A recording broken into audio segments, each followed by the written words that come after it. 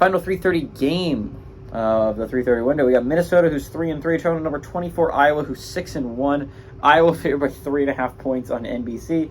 Ethan Kaliakmanis for Minnesota has gone 76 of 136, thrown for 797 yards, 6 touchdowns, 6 interceptions. Darius Taylor's had 87 carries for 532 yards and 4 touchdowns. Daniel Jackson's had 22 catches for 286 yards and 5 touchdowns. Cade McNamara, yes, he is still the leading passer for Iowa. I'm going to get into how Iowa football in a little bit. It's gone 46 of 90, thrown for 505 yards, 4 touchdowns, 3 interceptions. LaShawn Williams has 75 carries for 459 yards and a touchdown.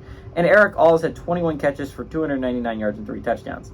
Minnesota 62-52 against Iowa all time. All the last 8 games have gone to Iowa from 2015 to 2022. Last time Minnesota went on the road and beat Iowa was 1999. It's been a little bit, guys. Iowa might be the worst playoff eligible football team left in this game. This isn't a good Iowa football team. It's just not. It's been rough. It's been rough if you're an Iowa Hawkeyes fan. The offense is really bad. To give you an idea, their quarterback threw for 37 yards last week and they won. To give you an idea of how bad 37 yards is, if just right off the bat you heard the number 37 and then think that is an awful amount of yardage to throw for in a football game and somehow win, for gosh sakes, I feel like Air Force throws for more than that in a football game. That's really bad. Missouri's punter, if you didn't know, Missouri faked a punt against Kentucky last week. He threw for, in one play, 39 yards. The Missouri punter had more passing yards in one play than Iowa's quarterback did in an entire football game. It's really bad. Iowa has gotten every lucky break you could possibly hope for if you're an Iowa fan, except for injuries, right? You didn't know, Eric All, their leading receiver, in an offense that has not been killing it, they lost him for the year.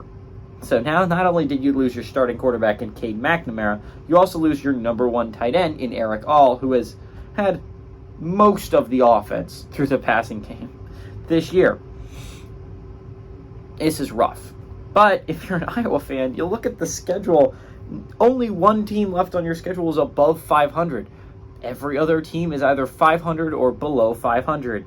So the only team left that you have to face that's above 500 is Rutgers. And while it is Rutgers, Rutgers has been playing some good football this year. I'm not going to be mean to Rutgers for no reason. They have not been playing poorly, but this is a Rutgers team that lost to a Wisconsin team that you just beat handily.